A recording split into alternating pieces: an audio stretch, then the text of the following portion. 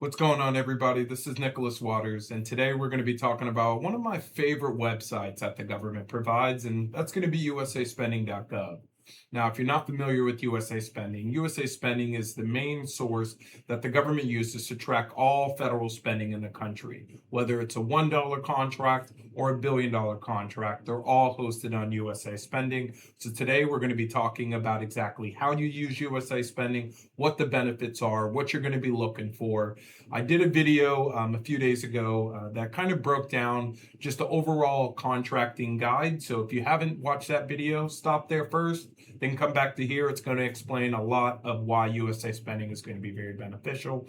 What you see on my screen now is the home page. The website is just USAspending.gov. It doesn't require any logins, no subscriptions. It's a free-based website that everybody can use. So let's hop in here and just start searching for the awards. So when you first hit the start searching section, you're going to come to this page here. Now, on the left-hand side is what we're going to really pay attention to. What we're looking at is all the different filters that is on USA Spending. And so you're going to have things like the fiscal years. If you're not familiar with the fiscal year, when it says FY 2026, what does that mean? So the fiscal year in the government starts October 1st and ends in September. So the government year and our year are typically different. The government Q1 goes from October to December, and Q2 is January through March, Q3 is April through June, and then Q4 is July through September. Now, if you ever heard of the term use it or lose it, that comes from the government. The government has to spend every penny in their budget by the end of September, or they lose that remaining budget for that following fiscal year. So that's where checking on these dates and making sure that your research is not one just up to date. It doesn't matter if you're a construction company, if contracts were done in 2010, you want to know what happened yesterday. So we're going to add in a few fiscal years here. Now, if you're doing research, what you're looking for are trends, right? So I recommend grabbing at least a few years so that way you can identify trends. Today, what we're going to be looking is just basic general contractor construction work. So we're going to be specifically using a lot of filters that are based around construction. But you can do this for all industries as well. So first, we're going to click a few fiscal years. Then we're going to do location. For the location, what I'm going to be doing is the state of Texas. And you can do this through city, county, and district as well. Now, if you're doing research, I typically refrain from clicking what agency you want to use because you're pulling spending data. So you want to know all the agencies that are spending, but if you do have a niche focus on, let's say, for example, if you're a veteran and you want to work directly with the VA or see exactly just what the VA is buying, then that is where agency types will become important. Now, award type. Typically, I like to just click on contracts and contract IDVs and direct payments. If you guys aren't looking for grants, loans, or other types of contracts, then these filters aren't necessary. So we're going to do direct payments, contract IDVs, and contracts. Now, recipient type. Now, if you are a new business, a lot of the times this research can be condensed with a bunch of contracts that have nothing to do with you, with your company. And the biggest piece of that is if you are a small business or a large business. On the contracting guide that I covered in my last video, there is the link inside that will give you the requirements of if you are a small business or not. If you've already gone through the SAM registration process, you would have submitted a lot of those documents. And typically, newer companies in the government are going to be smaller businesses. So what I like to do is click the small business search or the small business checkbox to make sure that all of my data is only around small business contracts and I'm not getting my data condensed with Lockheed's or Boeing or any of these larger general contractors or just government vendors in general. Now, if you are a woman, minority, or veteran known, you can click on these as well. I don't recommend it. There are federal certifications that you can get that are at the bottom of these filters that you would use if you wanted to actually see the real data of what veterans, women, and minorities are getting. But again, feel free. This shouldn't mess up your research too much as long as you're clicking on things that you qualify for. Now we're going to go down to the next filter, award description. Typically award description, I usually don't use. I typically just use the keyword section that they have up top to find and search for contracts description. They essentially do the exact same thing. I typically, if you are a cybersecurity company, or you sell SaaS, or you are a staffing firm, you can plug in individual keywords. Like if you are a cleaning company, you could plug in things like janitorial, custodial, cleaning service. These are only going to pull contracts or company names that have that key phrase inside. So again, just use more of the filter by keyword. I typically do not use the award description tab when doing this research. Now, award amount's pretty self-explanatory. Now, again, it depends on what type of contracts you guys are looking for. If you guys are a small business and maybe you guys are looking for contracts that are under $10 million, what you can do is just put in that filter, just hit add, and you can set your own parameters. So that's 100,000. There we go.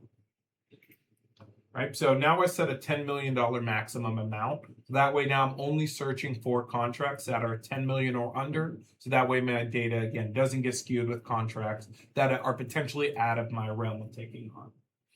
Now, the next filter on here is going to be assistance listings. Typically, most companies aren't going to click on this.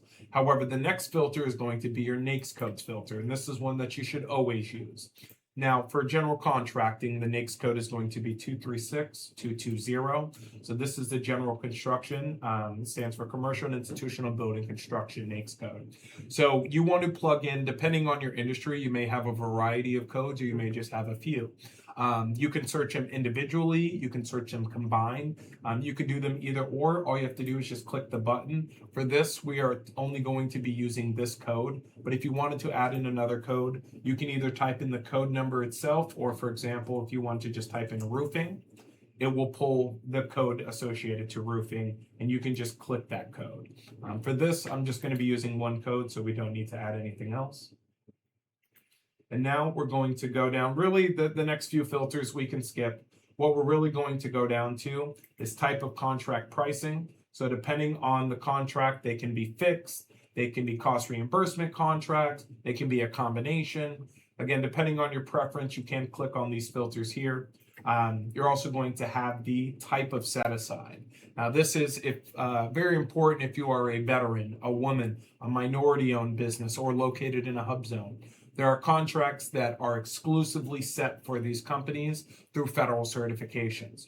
You do have to do additional federal certifications in order to attain them. So if you're a veteran, you're going to have what's called the VOSB. If you are a woman, you're going to have what's called the WOSB. And if you are a minority company or a disadvantaged business, that is what's considered an 8A. And then a hub is a designed area where a company is located that you have to verify that your company employees are located in the specific area. And that is what they call a hub zone. Now, these set-asides are all going to be listed on here. If you are a small business, it's always good to understand what small business set-asides. These do not require any additional registrations. You just have to be registered in SAM, qualify as a small business, and you can search for contracts that are only exclusive to small businesses, where your competition for larger firms is completely eliminated. So if you do qualify for any of these, please plug in the necessary filters. And then what we're going to do once all of that is done is we're going to hit submit. And it's going to tell you all of the active filters that you have on here. Now, what you're going to do is you're essentially going to have 4 different data points that we're going to be using. We're going to have prime award results. These are going to give you all the contracts that were filtered through all the funnels that we created here. And it's going to give you the company, the award ID to the awarded contract. And you can take this bar and just scroll over, and it will give you the description of the contract. It will give you the location of the company, the location of where the contract was performed, the agency and sub-agency that awarded it, and the time frame. Now, when you're filtering these contracts out, if any date is, let's say, for example, it is a contract, we filtered out 24, 25, and 26. So even if a contract was started, for example, in 2019, if the contract ends within our filter date, it's still going to pop up on the search. So what I like to do is scroll to the top and just hit performance, start time, and then press down. And this is going to give you all the most recently awarded contracts. So that way you can get a better feel. You can see these are all the contract start dates of all the contracts that have been recently awarded. And a lot of these you'll see haven't even started yet. So if you're looking to be a subcontractor or want to get in with some of these larger companies or companies that are winning contracts, definitely a good place to start in terms of finding contracts that are most recently awarded. And then at the end of the filters, it's just going to have the NAICS codes and product service codes assigned to it. Now, the second filter is going to be results by category.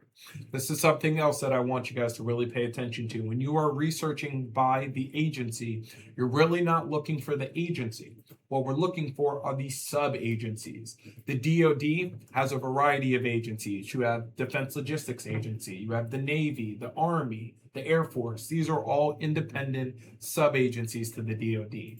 So when you're doing research, make sure you click on awarding sub-agency, and this will tell you the exact focus points. So you'll see here, for example, that the DoD was the #1 spender, but that really is condensed with about 4 different DoD agencies, right? And so that's where pulling this information is going to be very crucial. And you can see all the spending data over the years for general contractors in Texas. Very healthy industry, of course, in Texas is great. You also can click on recipient. Now, this is going to give you all the companies that are winning contracts under those filters. So if you want to see who the largest primes are that are winning contracts under the type of filters that should be matching your company, you can start gathering those here. Now, the third filter is going to be results over time. Now, results over time, I even like to filter this out longer. Go years past, right? 2018, 2019, all the way up to 2026, because that way you can get a large trend of history. For here, we did just a simple 2-year sample size. So you're going to see contracts that started from October 2023 that are going to now, and the spending that takes place in each month. And if you remember in the beginning of this, we talked about fiscal Q4. That part starts in July and ends in September, where the government has to spend the remaining of their budget. And that's why you're going to see September in a lot of industries have a high engagement in that month, is because the government has to spend that money. So if you fall in a heavy Q4 industry, that's very important in terms of how you market to the government, how you reach out to primes, when you put a heavy focus on government contracting versus in months like October, November, December in industries like construction typically are going to be slower. So you can focus your time when the government is buying versus when the government is not buying. And then we're also going to have the geographical preferences. So geographically, it's going to give you a breakdown of all the contracts that have been awarded. So for example, this is $12.5 billion. Now you're going to see in the results by geographic, there's going to be a place of performance section and then a location for the business. So these are 2 different filters. The place of performance is where the contract is actually being performed.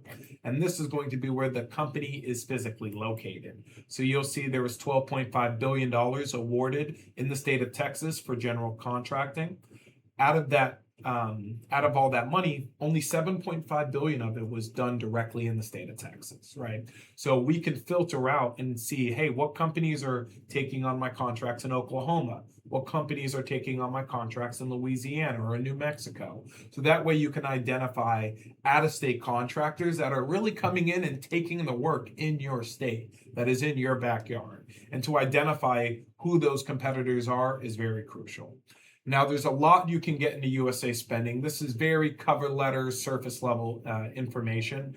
One thing that I recommend that you guys get into is you can, by clicking on these ID links or the company, you can go into either a specific contract or a company specifically to identify exactly what work are they doing.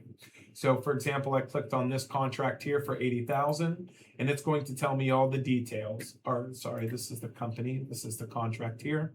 So it's going to tell me the award date, the closing date, which is only 30 days. This is comprehensive medical services for the inmate population at 3 Rivers. And it starts in September at the start of the new fiscal year. The NAICS codes and product service codes that were used for it were these 2 codes here, 622110 and Q201. And then it's going to tell us all the competition details. So we can do competition, and you'll see this was not a set aside, it was a full and open competition contract. It will tell you what type of set aside it was, if it is one. So that way you can see exactly how that contract was awarded. And then the recipient details will tell you just a little bit more information about the company. For example, this company is a woman-owned small business that is out of the state of Texas. Now, for the company itself, you can now look at their statistics. So you can go and scroll down and see what that company is doing. This company is pretty engaged in government contracting.